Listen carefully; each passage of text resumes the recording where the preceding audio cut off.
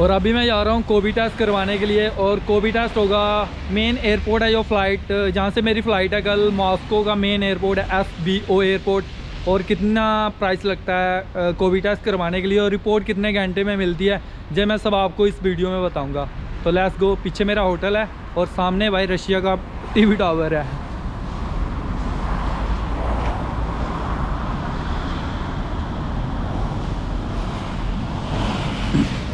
और ये मॉस्को का TV टावर है।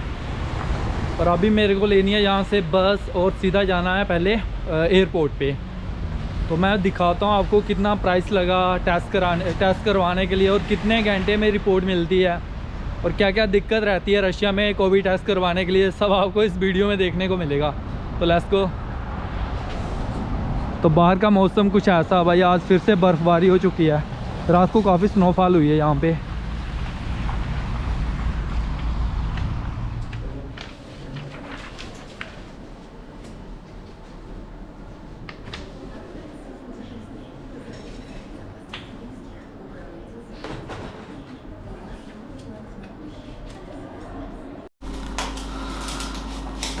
तो फाइनली मैं कोविड टेस्ट करवाने के बाद सीधा आ चुका हूँ अपने हॉस्टल में। और मैं क्यों सोच रहा हूँ कि आज मेरा लास्ट डे है यहाँ पे, कल तो मैं चला जाऊँगा किर्गिस्तान में। क्यों ना मैं इस वीडियो में मैक्सिमम कवर कर दूँ कि मैंने यूक्रेन का वीज़ा कैसे अप्लाई किया, उसके लिए क्या क्या डॉक्यूमेंट थे और क्यों मेरा रिफ्यूज़ हुआ यूक्रेन का वीज़ा। और मैंने किर्गिस्तान का वीज़ा भी अप्लाई किया, जैसे आपको पता है कल किर्गिस्तान ही आ रहा हूँ और ये सब कुछ बताऊँगा। और मैं आपको सस्ता घूमने रशिया में अगर आप आते हो तो सस्ता कैसे घूमा जाए वो भी बताऊँगा और सिम कार्ड के बारे में भी बताऊँगा भाई। और ATM से पैसे निकालने के बारे में भी मैं आपको सब कुछ बताऊँगा बस इसी वीडियो में। और पहले बताता हूँ मैं अपना कोविड टेस्ट जो मैं अभी करवा कर आया हूँ। और कोविड टेस्ट टर्मिनल बी के अंदर में जैसे गया वहीं पे था, आप किसी से पूछ सकते हो। वैसे कोविड टेस्ट की ज़रूरत तो मैंने सुना कि अभी इंडिया में वापस जाता हूँ अगर मैं यहाँ से, और मैं तो किर्गिस्तान जा रहा हूँ, अगर मैं इंडिया वापस जाता हूँ तो भी मेरे को कोविड टेस्ट चाहिए। और इंडिया से अगर रशिया आते हो तो आपको पता ही है कोविड टेस्ट तो भी चाहिए। मतलब कहीं भी ट्रैवल करने के लिए आपको कोविड रिपोर्ट चाहिए। और इंडिया में कोविड टेस्ट का प्राइस है 800 रुपया। हाँ 800 रुपया, मैं 800 ही करवा के आया था। और यहाँ पे है 1800 रूबल 1800 रूबल है। और उसकी रिपोर्ट अपने इंडिया में 4 घंटे में मिल जाती है मैक्सिमम। और यहाँ पे रिपोर्ट मिलेगी मेरे को 24 घंटे के बाद। मतलब मैंने 2 बजे करवाया था आज, कल मेरे को 2 बजे मिलेगा। और मेरी 8:30 बजे फ़्लाइट है रात की, मतलब पहले मिल जाएगा मेरे को। और अगर आपको 2 घंटे में चाहिए वो भी मिल सकता है यहाँ पे, बट उसका प्राइस है 3400 रूबल भाई, काफ़ी ज़्यादा है। और जैसे मैं अंदर गया टर्मिनल बी में तो मेरे को भाई इंग्लिश बोलने वाला कोई नहीं मिला। बेशक मेरे को इंग्लिश नहीं आती बट थोड़ी बहुत तो बोल सकता हूँ। और फिर मैंने एक लड़की को ढूंढा जिसको लेके मैं अंदर गया। और उन्होंने मेरे लिए ट्रांसलेट करा। और भाई सबसे बड़ी गलती है कि जो मैंने फॉर्म भरा था ना, उसमें जो पेमेंट करनी थी मैंने, ऑनलाइन पेमेंट होती है, ऑनलाइन फॉर्म भरना पड़ता है। और वो पेमेंट सिर्फ रशिया का ATM कार्ड होना चाहिए, इंडिया का ATM कार्ड काम नहीं करेगा भाई। और मेरे पास रशिया का ATM कार्ड तो था नहीं, इंडिया वाले से मैंने करी 2-3 बार बट डिक्लाइन हो गया मैक्सिमम। और फिर वो स्टाफ था जो अंदर, उन्होंने मेरी हेल्प करी, पेमेंट तो कर दी उन्होंने, बट उसके लिए उन्होंने 200 रूबल चार्ज लिया भाई, 200 रुपया कमीशन 1800 रूबल की पेमेंट करने के लिए। और उसके बाद मैं सीधा बाहर आ गया। और आपको मेन बात बताता हूँ यार, जो सबसे मेन बात है, अगर आप रशिया आते हो, जब आपका कोई फ्रेंड आता है तो आप उसको भी ये वीडियो दिखा सकते हो। और जब भी आप अब SBO एयरपोर्ट जो मेन एयरपोर्ट है मॉस्को का, यहाँ अब वहाँ पे लैंड करती है आपकी फ़्लाइट, तो आपको वहाँ से एरो एक्सप्रेस लाइन है जो वो मॉस्को लेके आती है मेट्रो से मॉस्को को कनेक्ट करती है। तो भाई उसका किराया है 400 रूबल। तो मैं आपको बताता हूँ, आप कभी भी मॉस्को से, क्योंकि मैं आपको इसलिए बता रहा हूँ, जब भी आप मॉस्को आते हो ना, तो आपका शुरू में इतना खर्चा हो जाता है कि आपको पता ही नहीं चलेगा भाई। वो 400 रूबल तो आपका बेस चला जाएगा, बट रियल में उसका प्राइस है टोटल 50 रूबल है किराया मैक्सिमम। अगर आप एरो एक्सप्रेस यूज़ ना करो, अगर आप लोकल बस यूज़ करोगे तो। और बस भी कौन सी चूज़ करोगे ये भी मैं बताता हूँ। और बस नंबर है 851। ये बस सीधी मॉस्को एयरपोर्ट से सीधी रशिया सीधी मॉस्को में मेट्रो को कनेक्ट करती है। मतलब आप जब भी लैंड करोगे सीधा आप 851 आपको बाहर मिल जाएगी बस, और सीधा आपको मॉस्को लेके आ जाएगी। मतलब आगे आप मेट्रो पकड़ सकते हो। अगर आप उतरने के बाद ही एरो एक्सप्रेस जो मेट्रो है वहाँ की, और जो मॉस्को को कनेक्ट करती है, अगर आप उसको यूज़ करते हो तो आपका 400 रूबल बेकार चला जाएगा भाई। और अभी मैं बताता हूँ कि जब मैं यहाँ से टेस्ट करवाने के लिए गया, सिर्फ 2 किलोमीटर की दूरी थी भाई, मैं उस बस में बैठ गया। कोई और बस थी, वो 8115 बस थी, तो उसमें 200 रूबल किराया था। तो मैं आपको इसलिए बता रहा हूँ, हमेशा आप जब भी ट्रैवल करो एयरपोर्ट की तरफ या एयरपोर्ट से मॉस्को की तरफ आ रहे हो, तो 851 बस नंबर है उसका, ऊपर रहेगा, मैं दिखा रहा हूँ, आप दिख रही होगी आपको, ये वाली बस यूज़ करना। और इसके बाद मैं बताता हूँ सिम कार्ड का क्या प्रोसेस है। और सिम कार्ड मैंने टोटल 500 रूबल की ली थी। एक थी बिलाइन की सिम, और एक थी यूगो फ़ोन, कुछ ऐसा था भाई, पता मैं आपको।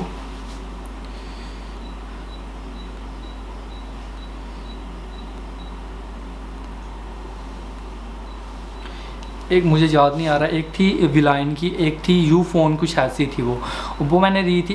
एक ली थी मैंने यू फ़ोन वाली, वो मैंने ली थी 400 रूबल की, जो चली 2 हफ्ते 14 दिन चली वो, हाँ 2 हफ्ते चली। और उसमें अनलिमिटेड डाटा था। और उसके बाद मेरे को उसमें फिर से रिचार्ज करवाना था 300 का, जो पूरा महीना चलती।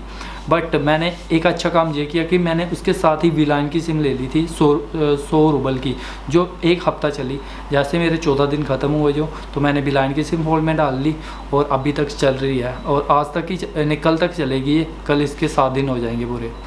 बट पहले उसके 14 दिन कंप्लीट हो चुके थे, तब मैंने ये सिम डाली। बट इसने पूरा मेरे को विश्वास नहीं था, बट फिर भी ये हफ़्ता चली। मैंने सोचा जब से एक्टिवेट हुई है उसके बाद हफ़्ता चलेगी, वैसा नहीं था। जब मैंने फ़ोन में डाली उसके बाद इसने एक हफ़्ता वैलिडिटी इसकी कल पूरी हो जाएगी। और अब मैं बताता हूँ आपको, इसके बाद मैंने यूक्रेन का वीज़ा अप्लाई किया, और वो रिजेक्ट क्यों हो गया। मे भी आप थोड़ा बोर हो रहे हो इस टाइम, बट ये इन्फॉर्मेशन बहुत ज़रूरी है भाई। आपका दोस्त कोई भी आ रहा है रशिया, तो उसको भाई ज़रूर दिखा देना ये वीडियो।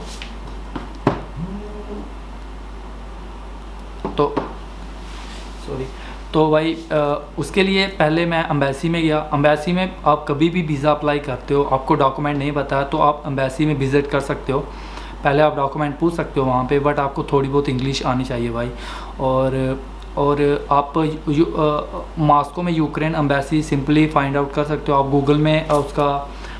गूगल से सर्च कर सकते हो, और जहाँ पे यांडेक्स मैप है वो आपको बिल्कुल करेक्ट इन्फॉर्मेशन देगा भाई। बिल्कुल आपको कौन सी मेट्रो पकड़नी है, कौन सी ट्रेन पकड़नी है, कौन सी बस पकड़नी है।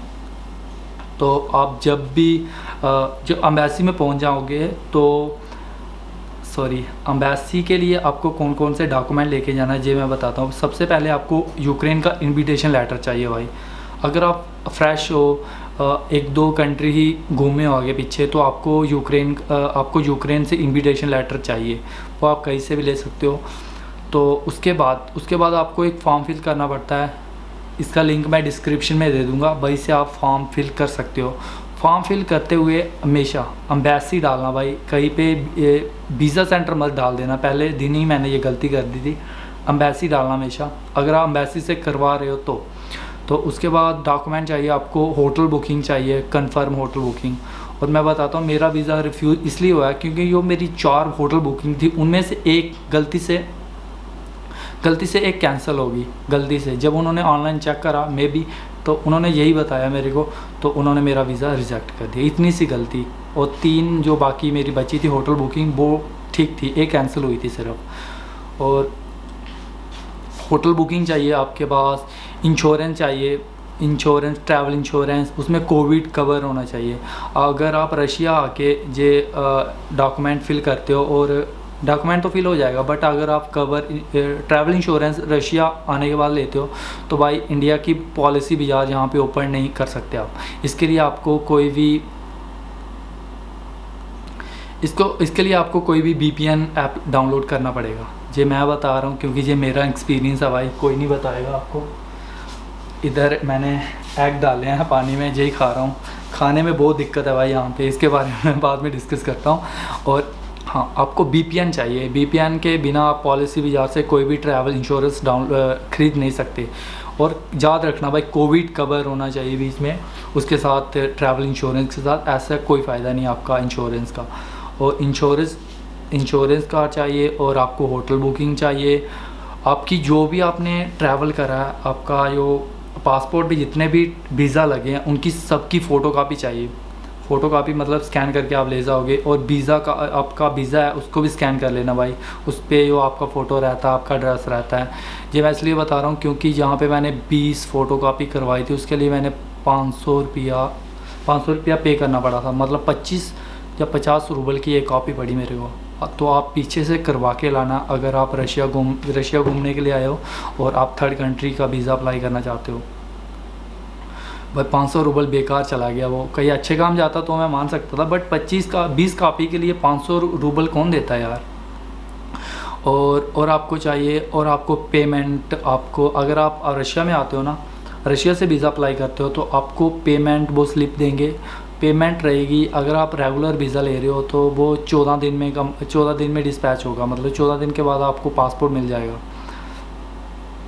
14 दिन पासपोर्ट एम्बेसी में रहेगा। और बिना पासपोर्ट भाई आप कहीं नहीं घूम सकते, इसलिए वीज़ा इंडिया से लेके आना अगर आप रशिया से थर्ड कंट्री जाना चाहते हो तो। वो तो आपने मेरी पिछली वीडियो में देख चुके हो कि मेरे साथ क्या क्या हुआ। मैं कहीं नहीं घूम पाया बिना पासपोर्ट के, और पासपोर्ट मेरा एम्बेसी में था। और चलो छोड़ो ये, मैं आपको बता रहा था कि जो आपको वहाँ पे पेमेंट करनी है, इंडिया में तो आप सिंपली कर सकते हो, बट रशिया में अगर आप पेमेंट स्लिप देंगे, वो वहाँ पे मशीन भी है वहीं पे, बट अब मशीन आप चला नहीं सकते क्योंकि उसकी लैंग्वेज रशिया में है और कोई भी हेल्प नहीं करता भाई। मैं भी आपकी किस्मत लक्की हो कोई हेल्प कर दे, बट मेरी तो किसी ने की नहीं, क्योंकि भाई वहाँ पे था भी कोई नहीं। और उन्होंने फिर बाद में मेरे को बैंक था एक पास में ही है। अगर आप मॉस्को यूक्रेन एम्बेसी में जाते हो तो आपको बता दूं, बैंक उसी के पास में ही है, बगल में ही है। और वहाँ से आपको तकरीबन, अगर आप 6300 रुपये यानी कि 6300 आपको पे करने पड़ेंगे वीज़ा के लिए, रेगुलर वीज़ा के लिए। और कमीशन हो गया 200 कुछ रुपये, वो सिर्फ आपकी वीज़ा फ़ी पे करने के लिए कमीशन ले लेंगे भाई। इतना महंगा है यहाँ पे। और उसके बाद सीधे आप फॉर्म सबमिट कर सकते हो एम्बेसी में। और बता दो भाई, फ़ोटो भी चाहिए पासपोर्ट टाइप, वो इतने बड़े बड़े रहते हैं, वो आप कहीं से भी फ़ोटो खिंचवा सकते हो, बट उनको बता देना कि मेरे को पासपोर्ट वाले ही फ़ोटो चाहिए। और कोई डॉक्यूमेंट रहता है तो मैं आपको डिस्क्रिप्शन में दे दूँगा, वहीं पे आपको सीधी लाइन भी मिल जाएगी कौन कौन से डॉक्यूमेंट है, बट अभी मेरे को इतना याद नहीं आ रहा।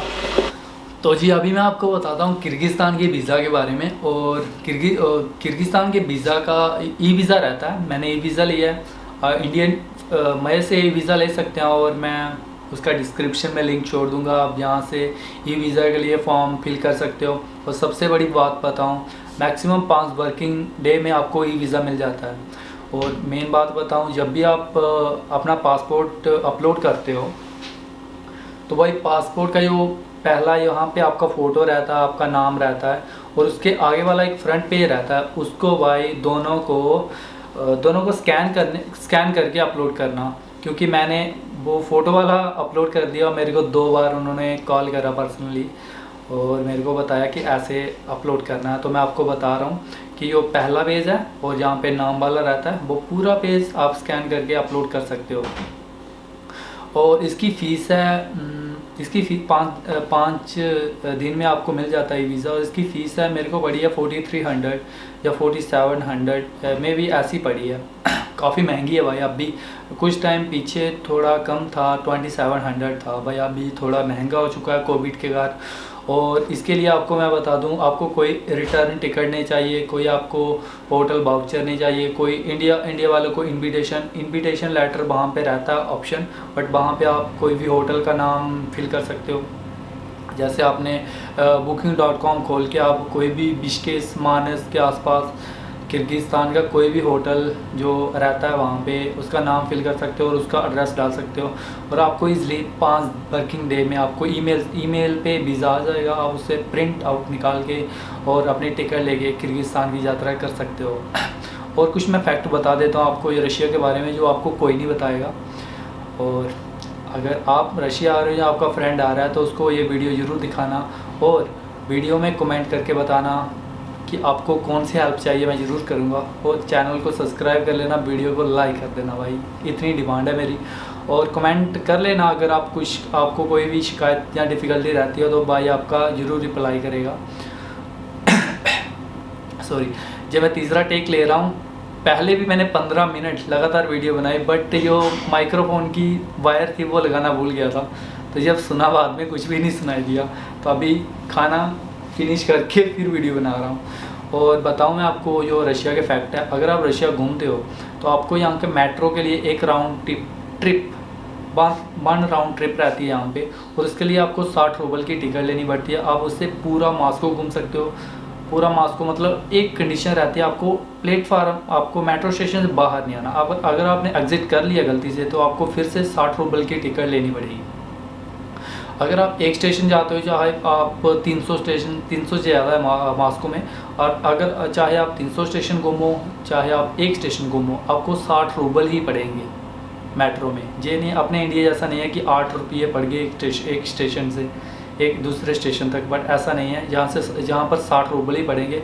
और दूसरी बात, मेन बात बताऊँ, अगर आप यहाँ पे बस में और लोकल ट्रेन रहती है जो 2 डिब्बों वाली, और दोनों में आप टैप करके कहीं भी जा सकते हो। बट अगर आपके पास वाईफाई वाला इंडिया का कार्ड है, एटीएम है, एसबीआई का कोई भी है, यहाँ से वाईफाई रहता है कनेक्ट करने वाला, तो आप उसे सिंपली कनेक्ट कर सकते हैं, सिंपली टैप कर सकते हैं, और आपका कोई भी पैसा कट नहीं होगा। मेरा कोई नहीं हुआ, आज तकरीबन महीना हो चुका है मैक्सिमम, और मैं वही टैप कर रहा हूँ, मेरा 1 रुपया कट नहीं हुआ। और मज़े से वहाँ पे टिक भी हो जाता है कि आपने टैप कर दिया है। मैं इससे घूम रहा हूँ। बस यही इंफॉर्मेशन थी और बहुत इम्पॉर्टेंट थी शायद आपके लिए, क्योंकि जब मैं रशिया आया था मेरे काफ़ी पैसे भाई, जब मैं मेट्रो स्टेशन से बाहर चला जाता था 60 रूबल की टिकट लेता था। वहाँ पे स्टेशन के नाम लिखे रहते हैं मैक्सिमम, बस थोड़ा दिमाग कूल रखना अपना और दिमाग लगा के पढ़ना है। आप इजीली सब कुछ ढूंढ सकते हो, सब कुछ ऑनलाइन है। और जेंडेक्स मैप रहता है यहाँ पे, वो आपको हर जगह काम देगा, उसे डाउनलोड करके आना। और खाने पीने का बता दूं मैं आप जहाँ भी रहो, बट वहाँ पे एक शेयर किचन होना चाहिए। अगर आपको फूड बनाना आता है तो आप इजीली मैगज़ीन से सामान खरीद के वहाँ पे बना सकते हो। अगर आपको नहीं आता मेरी तरह, तो आप एग लेके, जहाँ यहाँ पे एक चपाती तो मिलती नहीं है, यहाँ पे एक रहता है इतना लंबा रहता है, वो ब्रेड जैसा रहता है बट वो कटा नहीं रहता, 36 रूबल का आता है। आप उसे टमाटो सॉस लगा के खा सकते हो जैसे मैं खाता आ रहा हूँ। अगर आपने मेरी पिछली वीडियो देखी हो तो आपको पता होगा, मैंने काफ़ी बार दिखाया कि मैं पिछले 15 दिन से यही खा रहा हूँ हॉस्टल में। अब जाके मेरे को समझ आई है कि कुछ एग भी खा सकते हैं, हम पका सकते हैं। अभी तो मैं नए हॉस्टल में हूँ जहाँ पे, तो अभी मैं किचन में ही हूँ क्योंकि प्रॉपर लाइट है किचन में, आगे पीछे लाइट नहीं है इतनी। और बढ़िया किचन है, साफ़ सफाई क्लीन है, और मॉस्को टीवी टावर के पास है। चाय ठंडी हो जाएगी ऐसे।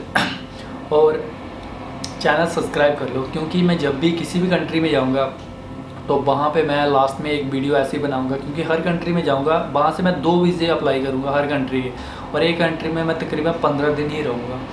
और दोनों वीज़ा के बारे में भी आपको बताऊँगा, उस कंट्री के बारे में भी बताऊँगा, और अपना एक्सपीरियंस भी शेयर करूँगा। इसलिए आप चैनल को सब्सक्राइब इसलिए कर लो, और कमेंट करके पूछ लेना मैक्सिमम जो भी आपको दिक्कत आती है बीच में।